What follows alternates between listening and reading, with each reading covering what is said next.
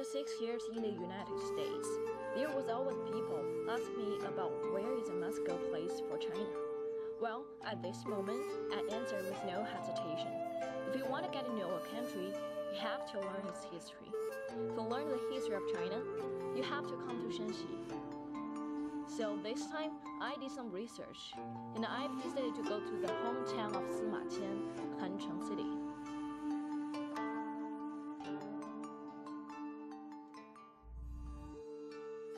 The special location of Hancheng made it an important place for the communication between Shaanxi and Shaanxi.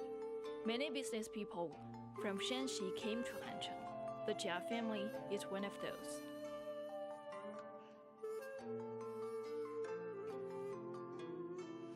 Upon entering this site, I found a huge area of dwellings down the valley. This is actually Dang village.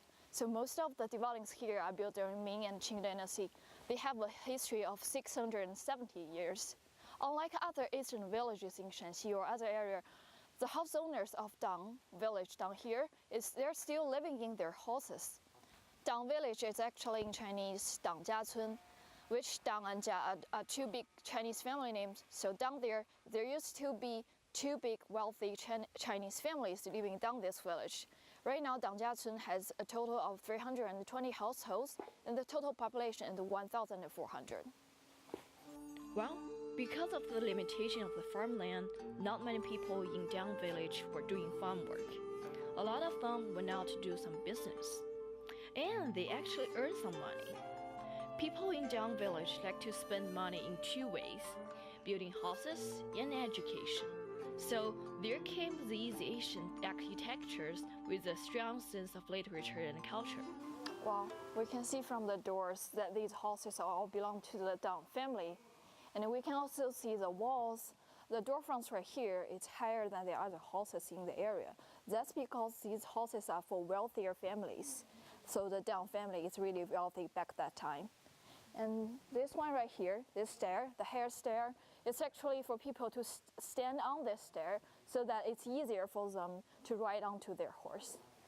And this ring, similar to this one, they're like for park your horse right here so that you can tie your horse onto this ring. And this one with the little stone lion eyes top is also for tie your horse. So what is the difference between this one and that one? I was told that these rings are like public parking spot so that visitors or anyone, they can park their horse right here and tie onto the ring.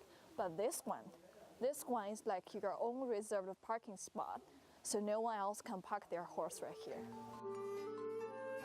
The elder generations of Dang village not only created material wealth, but also spiritual wealth. So I just arrived here. This is like a family instructions courtyard. And let's check out what they have.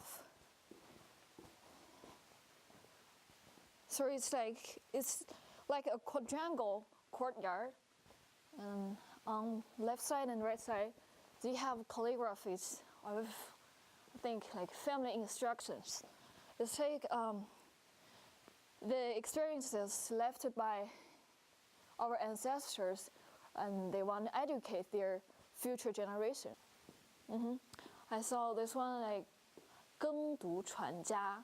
So 耕 is like farming in Chinese, 读 is like study, and 传家 means like these are the two important things in people's life, in Chinese people's life back that time.